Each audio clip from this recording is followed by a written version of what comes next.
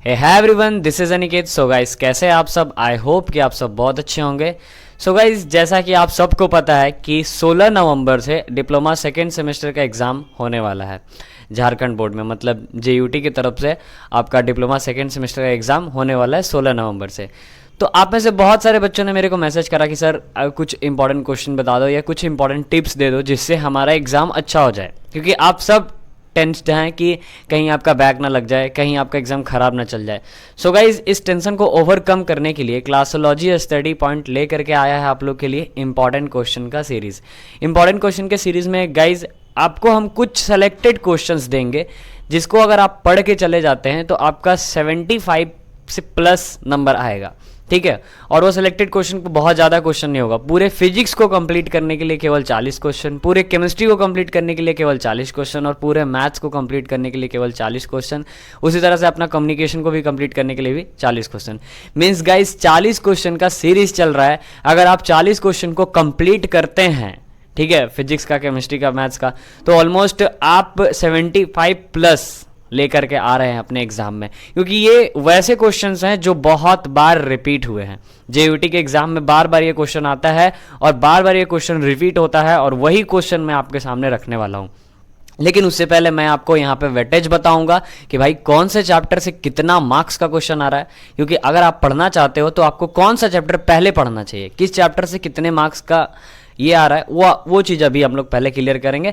Then उसके बाद हम लोग क्लियर करेंगे कि अपना important question chapter wise chapter हम लोग इंपॉर्टेंट क्वेश्चन देखेंगे, ठीक है। तो ये वीडियो बहुत ही इंपॉर्टेंट और बहुत ही ज़्यादा इंटरेस्टिंग होगा आपके लिए अगर आप इस बारी 16 तारीख को डिप्लोमा सेकेंड सेमेस्टर एग्जाम में बैठने वाले हैं। तो अगर आप बैठने वाले हैं तो प्लीज़ इस वीडियो को लास्ट तक देखना भाई। और ये 40 क्वेश्चन को भले ही तुम पूरा नहीं पढ़ पाना, लेकिन फिर भी 40 क्वेश्चन को जरूर से जरूर देख के जाना, क्योंकि इसी क्वेश्चंस में से आएगा। और अपने एग्जाम के क्वेश्चंस और इस क्वेश्चंस को मिला लेना, आपको समझ में आ जाएगा कि सर ने जितना बताया उतने से ही आया, उससे बाहर नहीं आया। तो चलिए स्टार्ट करते हैं इस इंटरेस्टिंग से लेक्चर को।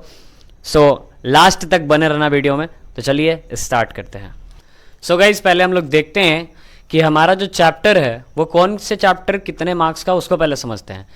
तो अगर ओवरऑल देखा जाए तो अपने पास 8 चैप्टर है, ठीक है, फिजिक्स में। लेकिन यहाँ पे आपको दिख रहा है 12 चैप्टर। तो भाई ये 12 चैप्टर कैसे बन गया, उसको समझते हैं पहले।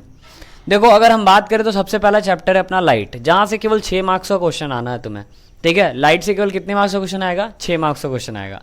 उसके बाद अगर हम बात करें इलेक्ट्रिक फील्ड से, तो इलेक्ट्रिक फील्ड से 8 मार्क्स का क्वेश्चन आने वाला है। इलेक्ट्रिक पोटेंशियल से 8 मार्क्स का और कैपेसिटी एंड कंडेंसर से 6 मार्क्स का क्वेश्चन, ठीक है। और ये जो इलेक्ट्रिक फील्ड है, इलेक्ट्रिक पोटेंशियल और कैपेसिटी और कंडेंसर है, ये सब एक ही चैप्टर के अंदर आता है, जिस चैप्टर का नाम है इलेक्ट्रिक फील्ड एंड पोटेंशियल। क्या नाम है? इलेक्ट्रिक फील्ड एंड पोटेंशियल, जिससे टोटली 22 मार्क्स का क्वेश्चन आता है। मीन्स गाइज, आपके क्वेश्चन पेपर में सबसे ज्यादा क्वेश्चन किसका रहेगा? Electric field, electric potential and capacitance and condenser का क्वेश्चन रहेगा। अगर न्यूमेरिकल भी आता है तो इन्हीं तीनों में से किसी एक से न्यूमेरिकल आएगा, क्योंकि कैपेसिटेंस एंड कंडेंसर से भी न्यूमेरिकल बन सकता है, पोटेंशियल से भी बन सकता है, इलेक्ट्रिक फील्ड से भी बन सकता है, ठीक है। लाइट में सीधा सीधी तुमसे पूछेगा, लेकिन इसमें न्यूमेरिकल दे सकता है, ओके। फिर उसके बाद करंट इलेक्ट्रिसिटी जो कि 8 मार्क्स का है। फिर फाइबर ऑप्टिक्स जो कि 8 मार्क्स का है। बैंड थ्योरी ऑफ सॉलिड जो कि 8 मार्क्स का है।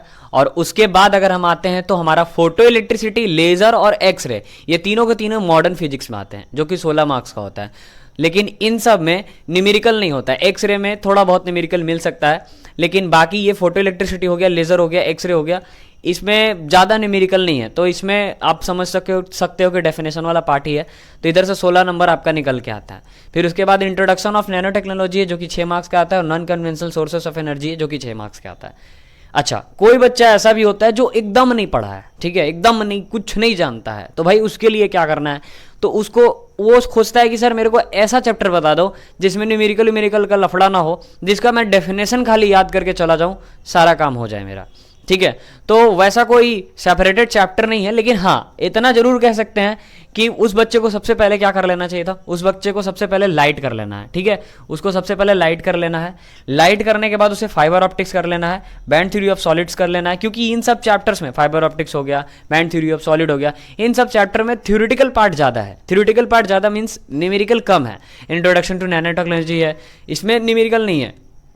Non conventional sources of energy, इसमें भी न्यूमेरिकल बहुत कम है, मतलब है न्यूमेरिकल लेकिन एग्जाम में नहीं आता। एग्जाम में कौन सा आता है? Electric field, electric potential, capacitance and condenser और इधर से, और बाकी उस बच्चे को ये कर लेना है, ठीक है। तो ये सब अगर वो चैप्टर्स पढ़ के जाते हैं तो इससे क्या होगा कि उसका थ्योरेटिकल वाला पार्ट कवर होगा। थ्योरेटिकल पार्ट समझ रहे हो, जिसको रट्टा मार के खाली काम कर लेना है, वो उसके लिए ये सब चैप्टर्स हैं। बाकी अगर ये देखा जाए ये चैप्टर ये चैप्टर ये चैप्टर और ये चैप्टर, तो भाई इनसे न्यूमेरिकल तो डेफिनेटली रहना ही रहना है। एकदम लिखित ले लो कि इससे न्यूमेरिकल रहेगा ही रहेगा। विश्वास नहीं है तो एग्जाम जब दे के आओगे तो फिर उसके बाद आके इस वीडियो में कमेंट सेक्शन में आके कमेंट करना कि हाँ सर इस चारों चैप्टर से आया है, ठीक है। तो ये है अपना क्या एनालिसिस की चैप्टर वाइज कितने मार्क्स आपको मिलेंगे, ठीक है। ये टोटल जोड़ करके 80 मार्क्स का होता है।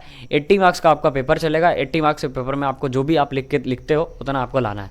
अच्छा, एक चीज जो आप लोग के लिए नोटिस है कि भाई ये जो भी मैं यहाँ पे वीडियो बता रहा हूँ, इस वीडियो में मैं 40 क्वेश्चन दूंगा और एक शर्त है, एक शर्त समझो या एक प्राइस समझो आप लोग के लिए। इसमें करना क्या है कि जो भी बच्चा उस 40 क्वेश्चन का आंसर करके पीडीएफ बना के मेरे को भेजता है, कहाँ पे भेजेगा? मेरे व्हाट्सएप नंबर पे। मेरा व्हाट्सएप नंबर 6207646489, ये मेरा व्हाट्सएप का ऑफिशियल नंबर है। इस पे जो बच्चा सबसे पहले पीडीएफ बना के भेजता है, किस चीज का? ये जो 40 क्वेश्चन मैं दे रहा हूं उसका आंसर करके जो बच्चा पीडीएफ बना के भेजेगा, उसका नेक्स्ट वीडियो में मैं उसके बारे में बताऊंगा, उसको कौन से कॉलेज से पढ़ता है उसके बारे में बताऊंगा, और उसका नोट्स सभी बच्चों को मैं शेयर करूंगा, ठीक है। तो आप में से कोई बच्चे अगर चाहते हैं कि बाकी आपके फ्रेंड्स का भी हेल्प हो तो प्लीज़ जो भी मैं क्वेश्चन यहाँ पे दूंगा उसका आंसर करके मेरे को बताएं, ताकि मैं बहुत सारे बच्चों तक फैला सकूं। क्योंकि भाई मेरे पास उतना टाइम नहीं है कि मैं आपको क्वेश्चन भी दूं और क्वेश्चन देने के बाद फिर उसका आंसर भी करके आपको दूं, ठीक है। तो जो भी बच्चे इंटरेस्टेड हैं, मतलब जो भी बच्चों को लगता है कि हाँ मैं 40 क्वेश्चन का आंसर कर लूँगा और करके सर को मैं सबसे पहले दूंगा, तो करो और करके दो। फिर उसके बाद मैं आपके लिए कुछ और सरप्राइज़ रखूँगा कि बाकी आने वाले चैप्टर्स में, मतलब केमिस्ट्री में, मैथ्स में और कम्युनिकेशन में उनको कोई पर्सनल डाउट भी होता है, मीन्स कुछ एक्स्ट्रा डाउट भी होता है, तो मैं उनको इंडिविजुअली समझा दूंगा, ठीक है। लेकिन हाँ इंटरेस्ट दिखना चाहिए कि हाँ भाई मैंने 40 क्वेश्चन दिया, आपने सॉल्व करा, सॉल्व करके मेरे को तुरंत भेजा, ठीक है। तब मैं उस बच्चे को ज़्यादा इंडिविजुअली ध्यान दूंगा और पूरा कोशिश करूंगा कि सेकेंड सेमेस्टर में उसका अच्छा मार्क्स आए, इवन वो कॉलेज में टॉप भी कर जाए, ठीक है। तो चलिए अब मूव करते हैं अपने चैप्टर पे, और चैप्टर बाई चैप्टर हम लोग क्या देखते हैं, क्वेश्चंस को देखते हैं। सबसे पहले हम लोग देखेंगे कौन सा चैप्टर? लाइट। तो चलिए नेक्स्ट स्लाइड में चलते हैं और वहां पे हम लोग देखते हैं लाइट के इंपॉर्टेंट क्वेश्चन। सो गाइस अभी हम लोग देखते हैं अपना पहला चैप्टर, जो कि हमारा पहला चैप्टर है लाइट। देखो गाइस अगर लाइट की बात करें ना तो लाइट में दो चीज है, एक है रिफ्लेक्शन, एक है रिफ्रैक्शन, ठीक है। तो सबसे पहले अगर आपसे कोई क्वेश्चन पूछेगा तो पूछेगा state and explain law of reflection and reflection, ठीक है। लॉ ऑफ रिफ्रैक्शन जब आप पढ़ोगे तो आपको रिफ्लेक्शन समझ में आ जाएगा और रिफ्रैक्शन भी समझ में आ जाएगा, ठीक। इसके बाद आपको पढ़ना है स्नेल्स लॉ ऑफ रिफ्रैक्शन, और उसके बाद तीन चीज का डेफिनेशन एकदम रट के चले जाना। इन तीनों में से एक पक्का आएगा, रिफ्लेक्टिव इंडेक्स, क्रिटिकल एंगल या टोटल इंटरनल रिफ्लेक्शन, ठीक है।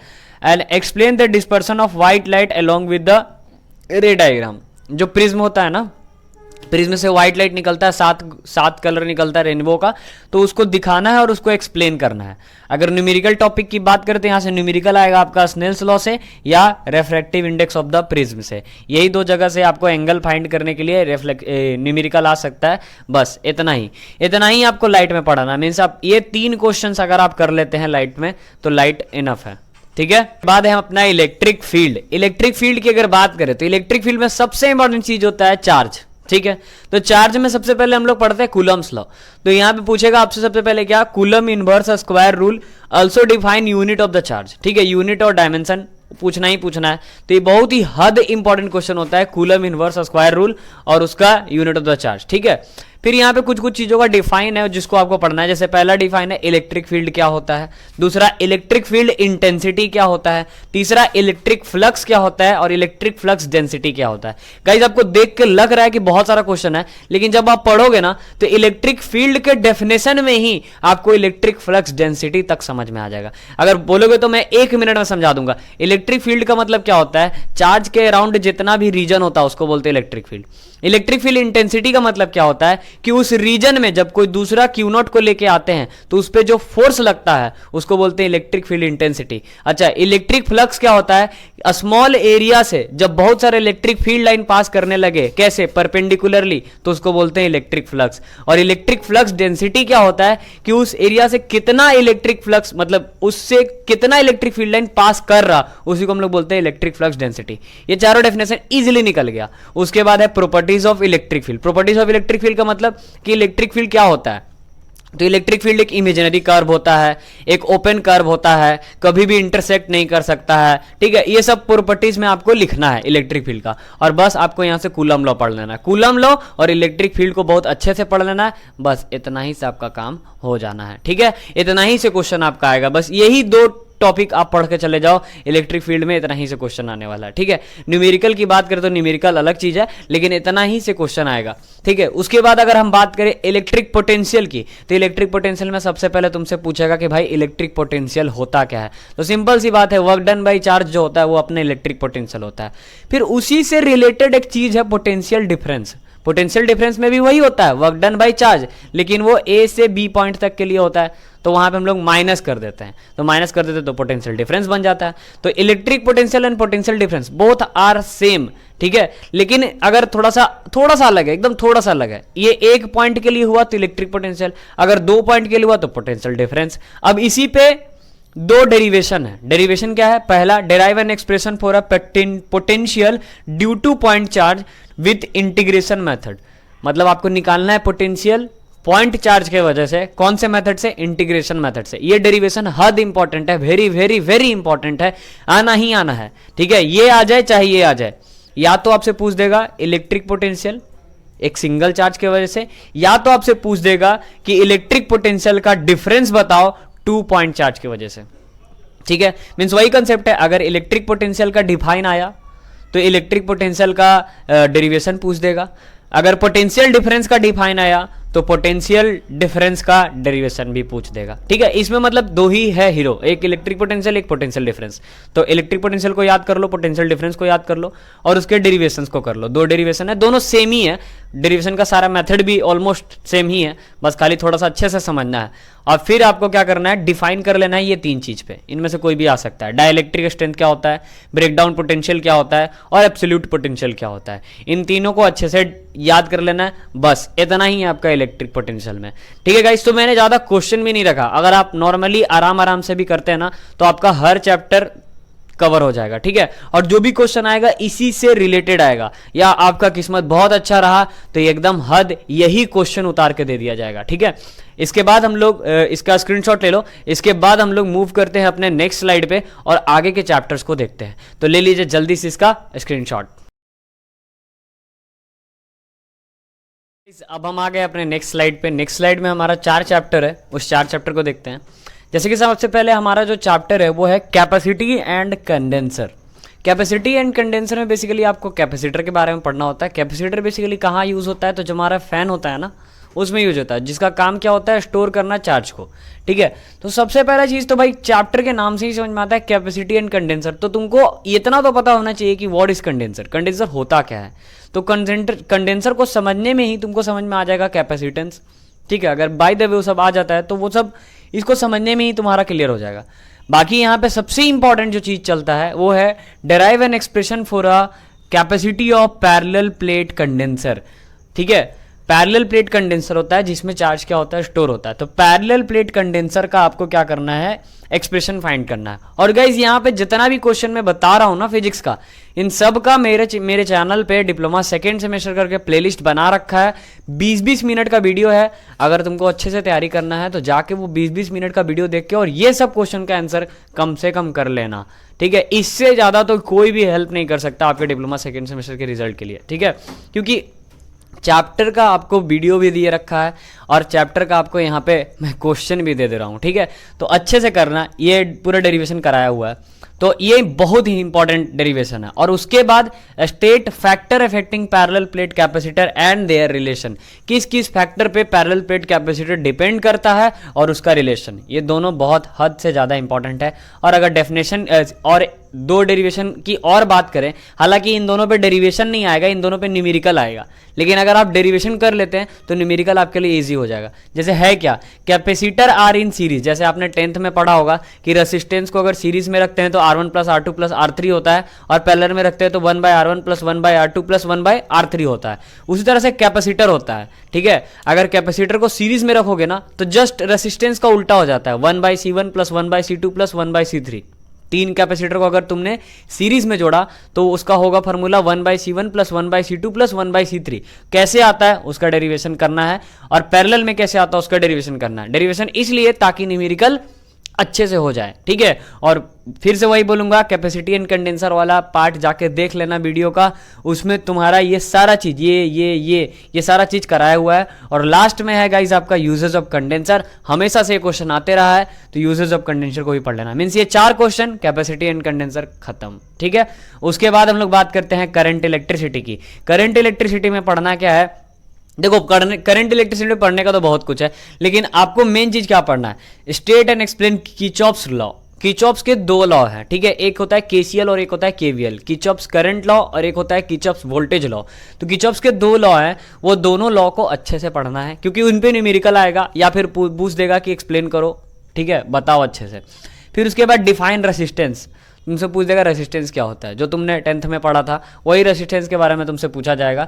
तो रेसिस्टेंस क्या होता है, किस किस चीज़ों पे डिपेंड करता है, ठीक है, तो वो पूछ सकता है। जैसे रेसिस्टेंस क्या होता है और रेसिस्टिविटी क्या होता है। अच्छा, रेसिस्टिविटी का गाइस दूसरा नाम भी होता है स्पेसिफिक रेसिस्टेंस। तो कभी कभी तुमसे पूछ देगा कि स्पेसिफिक रेसिस्टेंस क्या होता है, तो वहाँ पे बका मत जाना कि स्पेसिफिक रेसिस्टेंस क्या है। स्पेसिफिक रेसिस्टेंस बेसिकली रेसिस्टिविटी ही है। और तीसरा चीज, on what factor resistance depend, कौन सा ऐसा फैक्टर है जिस पे रेसिस्टेंस डिपेंड करता है, वही लेंथ एरिया जो था ना 10th में आपने पढ़ा था वो चीज। और सबसे ज्यादा इंपॉर्टेंट क्वेश्चन, हद से ज्यादा इंपॉर्टेंट क्वेश्चन नंबर 3 क्या है, what is Wheatstone bridge. भाई साहब, वेट स्टोन ब्रिज क्या होता है ये आपको बताना है। और दूसरा चीज, when is the bridge is said to be balance, अगर वो ब्रिज बैलेंस है तो आपको अप्लाई करना है किरचॉफ्स लॉ और बताना है law to derive the balance condition of Wheatstone bridge. मतलब आपको किरचॉफ्स लॉ अप्लाई करके बताना है, दिखाना है कि किस तरह से हम लोग बैलेंस कंडीशन खोजते हैं वेट स्टोन ब्रिज में। तो बहुत ही हद से ज्यादा इंपॉर्टेंट डेरिवेशन होता है ये, तो आने का पूरा डेफिनेटली चांसेस है इसको और इसको, ये दोनों में से पक्का कोई ना कोई दे देगा, या तो ये देगा या तो ये देगा, क्योंकि इस चैप्टर से तो बाहर दे नहीं सकता। जो चैप्टर में वेटेज है उसी से देगा ना, तो चैप्टर में वेटेज है किरचॉफ्स लॉ में, एक है वेट स्टोन ब्रिज में, ठीक है। जो बंदा किरचॉफ्स लॉ पढ़ा है उसको वेट स्टोन ब्रिज इजिली हो जाएगा, ठीक है। तो वेट स्टोन ब्रिज से भी आ सकता है या किरचॉफ्स लॉ से भी आ सकता है, तो ये दोनों चीज को पढ़ के जाना भाई। उसके बाद हम बात करते हैं फाइबर ऑप्टिक्स। फाइबर ऑप्टिक्स में ऑप्टिकल फाइबर के बारे में हम लोग बात करते हैं। ऑप्टिकल फाइबर जो आपके घर में डिश का तार यूज होता है ना, उसके बारे में बात करते हैं। तो ऑप्टिकल फाइबर का सबसे पहले, ऑप्टिकल फाइबर का तुम्हें स्ट्रक्चर पता होना चाहिए। स्ट्रक्चर में जैसे कोर होता है, क्लैडिंग होता है, ये सब चीज तुम्हें पता होना चाहिए। इसका भी चैप्टर का वीडियो अपलोडेड है, देख लेना जाके। उसके बाद differentiate between 3 types of optical fibre, ठीक है। 3 तरह के ऑप्टिकल फाइबर होते हैं, इनका डिफरेंशिएट दे सकता है। शायद आप में से बहुत कोई को पता भी नहीं होगा कि 3 तरह के ऑप्टिकल फाइबर आते हैं। जिनको जो नहीं पढ़ा एकदम उनको पता ही नहीं होगा कि 3 तरह के ऑप्टिकल फाइबर होते हैं। तो 3 तरह के ऑप्टिकल फाइबर होते हैं, उनको आपको डिफरेंस करना है। और एप्लीकेशन ऑफ ऑप्टिकल फाइबर, देखो ये जो ऑप्टिकल फाइबर है ना, बस खाली तुमको उसको समझ लेना है कि भैया ऑप्टिकल फाइबर क्या है, ठीक है, उसमें क्या क्या चीज है, कितने तरह के होते हैं, उनका एप्लीकेशन क्या है और उनका यूज क्या है। मीन्स ऑप्टिकल फाइबर को पूरे दिमाग में सेट कर लेना है कि वो है क्या, कितने तरह का होता है, उसका एप्लीकेशन मतलब उसका यूज कहाँ कहाँ पे है, और उसके अंदर कौन सा मटेरियल यूज होता है। मटेरियल यूज ही ना ऑप्टिकल फाइबर। ये 4 चीज कर लिया, यहां से एक चीज पक्का आना है, 1 या 2 चीज पक्का आना है। फिर दूसरा चीज जो है वो डिफाइन है। डिफाइन में इन तीनों में एक भी आ सकता है, ठीक है। क्रिटिकल एंगल क्या है, एक्सेप्टेंस एंगल क्या है, न्यूमेरिकल अपर्चर क्या है, इसको तुम्हें पढ़ने की जरूरत नहीं है। जब तुम स्ट्रक्चर ऑफ ऑप्टिकल फाइबर पढ़ोगे ना, तो तुम्हें automatic critical angle, acceptance angle और न्यूमेरिकल अपर्चर क्लियर हो जाएगा। और मैं तो आपको यही सजेस्ट करूंगा कि भाई पढ़ने से बढ़िया है कि 20 मिनट का वीडियो है फाइबर ऑप्टिक्स का, जाकर देख लेना। मैं यहाँ पे अपने वीडियो की प्रमोशन नहीं कर रहा हूँ, ठीक है, मुझे अपने वीडियो की प्रमोशन की जरूरत नहीं है। मैं बस आपके रिजल्ट के लिए बता रहा हूं कि आपको एक अच्छा सा मतलब प्लेटफॉर्म मिल रहा है कि इस क्वेश्चन को करने के लिए तुम्हें मेरे ही चैनल पे सिंपल डिप्लोमा सेकेंड सेमेस्टर के प्लेलिस्ट को चेक करना है और चेक करके वहां से इन सब चीज़ों को कर लेना है, क्योंकि मैंने उसमें एक ही चीज़ को ध्यान में रख के बनाया वीडियो कि कम टाइम में बच्चा ज़्यादा सीख के जाए। तो 20 मिनट, 28 मिनट, 15 मिनट ऐसे करके मैंने मतलब चैप्टर्स कंप्लीट करे हैं। इलेक्ट्रिक पोटेंशियल जो है ये 20 से 22 मिनट में मैंने पूरा चैप्टर कंप्लीट करा है। ठीक है, वीडियो काफ़ी पुराना है, आज से 3 साल पहले का वीडियो है, लेकिन देख लेना, काम की चीज़ है वो। ठीक है, उसके बाद हम बात करते हैं band theory of solid. Band theory of solid में हम लोग को देखो, बैंड थ्योरी ऑफ सॉलिड में चार चीज है जो सबसे इंपॉर्टेंट है। ठीक है, 4 चीज कौन कौन सा? पहला, इंट्रिंसिक सेमीकंडक्टर और एक्सट्रिंसिक सेमीकंडक्टर, इन दोनों का डिफरेंस। ठीक है, फिर दूसरा पी टाइप और एन टाइप का डिफरेंस। ठीक, फिर तीसरा फॉरवर्ड वाइज का जो पीएन जंक्शन का होता है वो कैरेक्टरिस्टिक्स, और दूसरा रिवर्स वाइज का पीएन जंक्शन का कैरेक्टरिस्टिक्स। पिछला कितना भी साल का क्वेश्चन उठा के देख लो, इन चारों चीज से ज्यादा आ ही नहीं सकता, क्योंकि इन चारों चीज से ज्यादा इस चैप्टर में है ही नहीं जो देने लायक हो। ठीक है, तो इंट्रिंसिक और एक्सट्रिंसिक का डिफरेंस कर लेंगे, पी टाइप और एन टाइप का डिफरेंस कर लेंगे, और एक्सप्लेन करेंगे फॉरवर्ड बाइस को पीएन जंक्शन डायोड में, और एक्सप्लेन करेंगे रिवर्स बाइस को पीएन जंक्शन डायोड में। अब आप सोच रहे हो सर इतना टफ है यार, कैसे पढ़ेंगे, इतना सारा आप बता दे रहे हो। गाइज, अगर आप पी टाइप और एन टाइप समझने जाओगे ना, तो पी टाइप एन टाइप समझने में ही तुम्हें इंट्रिंसिक और एक्सट्रिंसिक समझ में आ जाएगा। ठीक है, और उसके बाद तुम जब फॉरवर्ड बाइस को समझोगे ना, तो फॉरवर्ड बाइस का जस्ट उल्टा होता है रिवर्स बाइस। फॉरवर्ड बाइस समझे, रिवर्स बाइस ऑटोमेटिक समझ में आ गया। और ये जो कंडक्शन बैंड है, वैलेंस बैंड है और फॉरबिडन गैप है, ये जब तुम कंडक्टर्स और सेमीकंडक्टर को समझोगे ना, तो उसी समय क्लियर हो जाएगा। अच्छा, यहाँ पे एक चीज का डिफाइन मैंने नहीं लिखा, वो भी आ सकता है, मे भी पूछ दे तुमसे कंडक्टर क्या होता है, इंसुलेटर क्या होता है, सेमीकंडक्टर क्या होता है, तो ये 3 चीज भी पूछ सकता है, लेकिन उसको समझने की जरूरत नहीं है, क्योंकि अगर आप conduction band, valence band and forbidden gap को समझते हैं तो ऑटोमेटिक आपका कंडक्टर, इंसुलेटर और सेमीकंडक्टर क्लियर हो जाता है। ठीक है, तो इन सब टॉपिक को एकदम करके जाना अगर रिजल्ट अच्छा करना है तो। अभी भी तुम्हारे पास बहुत टाइम है, अगर मुश्किल से 2 या 3 दिन तुम टाइम निकालते हो ना, तो 2 या 3 दिन में ये सारे क्वेश्चंस को तुम आराम से कर लोगे समझ के। ठीक है, क्योंकि ज़्यादा लेंदी चीज़ ये है नहीं, अगर आप थोड़ा सा मेहनत करोगे ना, तो 3 से 4 दिन के अंदर आपका पूरा फिजिक्स आपके कमांड में होगा। ठीक है, और कुछ दिन के बाद कल परसों केमिस्ट्री का भी वीडियो आ जाएगा, तो फिर उसके बाद केमिस्ट्री को भी कमांड में करना। मतलब टारगेट दिमाग में ये लेके चलना कि सर जब केमिस्ट्री का वीडियो अपलोड करें तब तक मेरा फिजिक्स पूरा टाइट होना चाहिए, मेरा फिजिक्स पूरा कंप्लीट होना चाहिए। जैसे सर केमिस्ट्री का अपलोड किए, अब हम केमिस्ट्री पे फोकस करेंगे, केमिस्ट्री के क्वेश्चंस को बनाएंगे, और जैसे ही केमिस्ट्री का क्वेश्चन बन जाता है तुरंत मैं मैथ का अपलोड करूंगा। मतलब एक दिन के गैप में मैं केमिस्ट्री और मैथ का अपलोड करूंगा, तो उतने एक दिन के अंदर अंदर आपको ओवरऑल कोशिश करना है, पूरा दिन लगा देना है और कोशिश करना है कि अच्छा से हो जाए। क्योंकि ये 10-15 दिन अगर आपने अच्छे से पढ़ लिया ना भाई, ये 10-15 दिन, तो आपका रिजल्ट बनेगा। और अगर ये 10-15 दिन तुम बर्बाद कर दिए तो फिर बैठ के रोते रहोगे, लाख कोशिश कर लोगे, रिजल्ट लौट के नहीं आएगा। और एक बार बैक लग जाएगा ना जेयूटी में, एक बार अगर बैक लग जाएगा जेयूटी में, तो फिर जेयूटी के चक्कर लगाते रह जाओगे, कभी भी नहीं निकाल पाओगे। ठीक है, ऐसे बहुत सारे स्टूडेंट हैं जिनका 3rd में बैक लगा है, 2nd में बैक लगा है, और अभी तक उनका बैक क्लियर नहीं है। जिनका सेशन 17-20 है, 16-19 है, उन सेशन के बच्चों का अभी तक क्लियर नहीं हुआ है। रीज़न क्या है भाई? जेयूटी के चक्कर लगाते रह जाते हैं। ठीक है, तो एक बार बैक लगने पर बहुत भयानक वाला स्थिति बनता है, जल्दी क्लियर नहीं होता है, इसीलिए अच्छे से पढ़ना। तुम सबसे रिक्वेस्ट है अच्छे से पढ़ना। चलिए अब मूव करते हैं अपने नेक्स्ट स्लाइड पे, जल्दी से ले लो इसका स्क्रीनशॉट। सो गाइज, अब हम लोग आ गए हैं अपने नेक्स्ट स्लाइड पे, जहां पे हम लोग बात करेंगे बेसिकली मॉडर्न फिजिक्स के बारे में और बाकी के बचे 2 चैप्टर के बारे में। तो गाइज, मॉडर्न फिजिक्स में 3 चैप्टर होता है। एक आता है अपना फोटो इलेक्ट्रिसिटी आता है, एक लेजर आता है और एक एक्सरे आता है। तो फोटो इलेक्ट्रिसिटी में देखो, फोटो इलेक्ट्रिसिटी में 2 ही चीज़ है जो सबसे ज़्यादा इंपॉर्टेंट है। एक है आइंस्टाइन फोटो इलेक्ट्रिक इक्वेशन और दूसरा फोटोन का कॉन्सेप्ट। ठीक है, तो मैंने सबसे पहले बोल दिया कि भाई state and explain photo electric effect. जब तुम फोटो इलेक्ट्रिक इफेक्ट को एक्सप्लेन करोगे, जब तुम फोटोइलेक्ट्रिक इफेक्ट को पढ़ोगे तो तुमको ऑटोमेटिक वहाँ पे आइंस्टाइन हाइपोथेसिस थ्योरी तुमको वहाँ पे पढ़ाया जाएगा। तो आइंस्टाइन थ्योरी यहीं से तुम्हारा क्लियर हो जाता है जब तुम क्या करते हो, स्टेट एंड एक्सप्लेन करते हो फोटोइलेक्ट्रिक इफेक्ट को।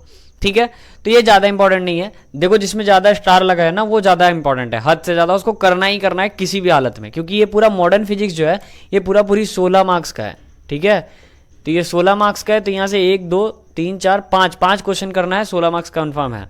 ठीक है, देखिए दूसरा चीज करना है concept of photon and properties of photon, बहुत इंपॉर्टेंट। तुम कंसेप्ट ऑफ फोटोन समझोगे, फोटो इलेक्ट्रिक इफेक्ट समझ में आ जाएगा, आइंस्टाइन इक्वेशन समझ में आ जाएगा, तो कॉन्सेप्ट ऑफ फोटोन समझना है एंड प्रॉपर्टीज ऑफ फोटोन समझना है। ठीक, और दूसरा जो कि बहुत बार रिपीट हुआ है, what is solar energy, solar energy क्या होता है, उसका एडवांटेज और उसका डिसएडवांटेज, और अल्सो उसका एप्लीकेशन। ठीक है, बहुत बार क्या होता है कि सोलर एनर्जी क्या होता है, उसका एडवांटेज और डिसएडवांटेज बताइए, या फिर बहुत बार ऐसा दिया देता है कि एप्लीकेशन ऑफ सोलर एनर्जी बताइए। तो एप्लीकेशन ऑफ सोलर एनर्जी जैसे सोलर कुकर हो गया, ठीक है, सोलर पैनल हो गया, सोलर प्लेट हो गया, बहुत सारा चीज़ है। उसके बाद डिफाइन है, डिफाइन जो कि 3 चीज पे है, work function, threshold frequency and threshold wavelength. Guys जब तुम फोटो इलेक्ट्रिक इफेक्ट पढ़ोगे ना, अच्छे से एक्सप्लेन करोगे, समझोगे, तो तुमको automatic work function, threshold frequency and threshold wavelength हो जाएगा। तो मतलब ये वाला क्वेश्चन और ऊपर वाला क्वेश्चन ये मैंने बस ऐसे फालतू दे दिया कि हाँ इसको तुम पढ़ लेना। ठीक, लेकिन ये दो जो है ये एकदम हद इंपॉर्टेंट है, इनको पढ़ के ही जाना है। ठीक है, उसके बाद हम बात करते हैं लेजर में। तो लेजर में मात्र एक ही क्वेश्चन है, properties of laser and application of laser. ठीक है, प्रॉपर्टी और एप्लीकेशन पढ़ लो लेजर का बस। ठीक है, थोड़ा सा और एक्स्ट्रा पढ़ना है तो लेजर क्या होता है वो समझ लो, और उसके बाद उसका प्रॉपर्टी और उसका एप्लीकेशन समझ लो, खत्म कहानी। बहुत छोटा सा चैप्टर है, 4 मार्क्स का क्वेश्चन आएगा, उससे ज्यादा का क्वेश्चन आएगा नहीं, इसीलिए प्रॉपर्टीज और एप्लीकेशन पढ़ के जाओ, इनफ है। ठीक है, उसके बाद आते हैं हम लोग एक्सरे पे। तो एक्सरे में आपको सबसे पहला चीज जो सबसे इंपॉर्टेंट क्वेश्चन है, explain brief production of x-ray using Coolidge tube. ठीक है, कूलिज ट्यूब के वजह से जो तुम्हारा एक्सरे का प्रोडक्शन होता है उसको आपको ब्रीफ मतलब शॉर्ट में अच्छे से तुमको समझाना है। ठीक है, और फिर उसके बाद properties and application of x-ray, हो सके तो ये क्वेश्चन आ जाए या ये क्वेश्चन आ जाए, या फिर इससे भी important derive A formula of minimum wavelength, minimum wavelength का फार्मूला डिराइव करने के लिए आ जाए। तो ये है आपका मॉडर्न फिजिक्स का क्वेश्चन, इतना कर लो, मॉडर्न फिजिक्स खत्म। उसके बाद हम बात करते हैं इंट्रोडक्शन ऑफ नैनो टेक्नोलॉजी और non conventional sources of energy. Guys मैं अपनी पर्सनल एक्सपीरियंस से बता रहा हूँ, ये दोनों जो चैप्टर है ना, ये दोनों चैप्टर फ्री का मतलब समझो चैप्टर है। इसको अगर तुमने थोड़ा सा, जो बच्चे के पास दिमाग होगा ना थोड़ा सा, वो इन दोनों चैप्टर से अच्छा मार्क्स स्कोर कर लेगा। ठीक है, आराम से 6 मार्क्स इस 2 चैप्टर से निकाल लेगा, 12 मार्क्स आराम से ले आएगा। रीजन क्या है, इस चैप्टर में पूरी डेफिनेशन है। और क्या चीज है देखो, पहला इंट्रोडक्शन ऑफ नैनो टेक्नोलॉजी। तो भाई नैनो टेक्नोलॉजी होता क्या है वो पढ़ना है पहले, जिसमें आपको nano scale, nanometre, nano particle समझना है। नैनो स्केल क्या है, नैनोमीटर क्या है, नैनो पार्टिकल क्या है, ये 3 चीज समझ में आ गया ना, तो ये समझ में आ जाएगा नैनो टेक्नोलॉजी होता क्या है। उसके बाद mention some application of nano technology, बस तुमको ये समझना है कि नैनो टेक्नोलॉजी होता क्या है और उसका कुछ एप्लीकेशन तुमको बताना है, कुछ एप्लीकेशन बताना है किसका, नैनो टेक्नोलॉजी का, बस यही करना है, इससे ज़्यादा कुछ नहीं करना है, इससे ज़्यादा आएगा भी नहीं। उसके बाद non conventional sources of energy में आपको 2 चीज़ समझना है, पहला renewable and non renewable sources of energy. अब तुमको करना क्या है, रिन्यूएबल और नॉन रिन्यूएबल को तुम बहुत अच्छे से पढ़ो, जैसे लगो ऐसे पढ़ रहे हो, ऐसे जैसे इंग्लिश में पढ़ता था ना ऐसे, वैसे एकदम रिन्यूएबल और non renewable sources of energy को पढ़ो। ठीक है, एक साइड एडवांटेज करो उसका, एक साइड डिसएडवांटेज करो। फिर रिन्यूएबल में ही बहुत बार क्वेश्चन ऐसे घुमाया कि रिन्यूएबल सोर्सेस ऑफ एनर्जी का एडवांटेज बताइए, डिसएडवांटेज बताइए। ठीक है, ये नहीं पूछा कि रिन्यूएबल और नॉन रिन्यूएबल में डिफरेंस बताओ, ये पूछ रहा रिन्यूएबल का ही एडवांटेज और डिसएडवांटेज बताओ, या नॉन रिन्यूएबल का एडवांटेज और डिसएडवांटेज बताओ, या रिन्यूएबल और नॉन रिन्यूएबल में डिफरेंस बताओ। ठीक है, तो यहां से 3 क्वेश्चन बनता है, मीन्स कॉन्सेप्ट एक ही है, रिन्यूएबल और नॉन रिन्यूएबल। अगर रिन्यूएबल और नॉन रिन्यूएबल को आप समझ जाते हैं तो काम खत्म। उसके बाद शॉर्ट नोट कर लेना है सोलर एनर्जी पे, विंड एनर्जी पे, टाइडल एनर्जी पे और जियोथर्मल एनर्जी पे। ठीक है, खाली शॉर्ट नोट में ये समझ लेना है कि सोलर एनर्जी क्या होता है, उसका एडवांटेज थोड़ा सा, डिसएडवांटेज थोड़ा सा, विंड एनर्जी क्या होता है, उसका एडवांटेज डिसएडवांटेज, बेसिकली जियोग्राफी है और कुछ नहीं है। टाइडल एनर्जी क्या होता है और जियोथर्मल एनर्जी क्या होता है, इसको समझ लेना है। तो ये 2 क्वेश्चन एकदम बोनस वाला, मतलब ये 2 चैप्टर जो है बोनस वाला चैप्टर है, इतना समझ लेना इनफ है। तो होप गाइस कि आपको ऑलमोस्ट सारा क्वेश्चन मिल चुका होगा। ये टोटल 40 क्वेश्चंस है, मैंने कैलकुलेट करा है, ये टोटल 40 क्वेश्चंस है जो आपके 80 मार्क्स के एग्जाम के लिए हैं, ठीक है। 40 में से अगर आप हर चैप्टर के 2-2 क्वेश्चन 3-3 क्वेश्चन भी बनाते हो, क्योंकि हर चैप्टर में 2-2 3-3 ही है अगर हम देखें तो हर क्वेश्चन चैप्टर का अगर आप 2-2 3-3 भी बनाते हो तो 70 प्लस आराम से आएगा। और इतना कर लिए ना भाई, इनफ मैं बता रहा हूँ, अगर इतना कोई बच्चा अच्छे से पढ़ के समझ के जाता है काफ़ी है उसके लिए। 70 प्लस 75 प्लस 80 भी ला सकता है, उसके ऊपर डिपेंड करता है कि वो कॉपी किस तरह से प्रेजेंट कर रहा है। तो होप कि आपको ये वीडियो अच्छा लगा होगा, और गाइस वीडियो अच्छा लगा है तो प्लीज़ इस वीडियो को ज़्यादा से ज़्यादा शेयर करो और एक लाइक तो ठोक के जाना भाई, क्योंकि होता है ना ये यहाँ पे फील होता है। और अगर आपने चैनल को सब्सक्राइब नहीं किया है तो सब्सक्राइब कर लो, क्योंकि आगे आप डिप्लोमा 3rd सेम में जाओगे, 4th सेम में जाओगे, 5th सेम में जाओगे, तो आगे की स्टडी के लिए इस चैनल को सब्सक्राइब कर लो, आगे किसी भी चीज़ की अपडेट के लिए इस चैनल को सब्सक्राइब कर लो, ठीक है। और वीडियो को इन तक देखे हो, अच्छा लगा है तो प्लीज़ लाइक, सब्सक्राइब और शेयर करो। Thanks for watching my video guys.